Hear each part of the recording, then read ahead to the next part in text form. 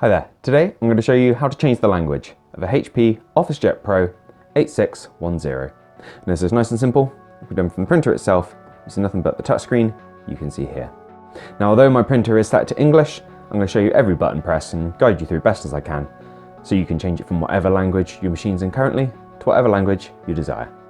So starting from the home screen of the printer, we drag ourselves along until the setup is exposed, which is marked by those cogs. So press to go into that. And then we want to go into printer setup, which is the first option right at the top here.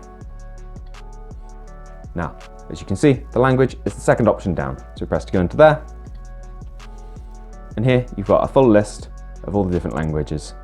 English is at the top. If that's what you're going for, you can just swipe down until you get there. But there's a whole range of different languages in there.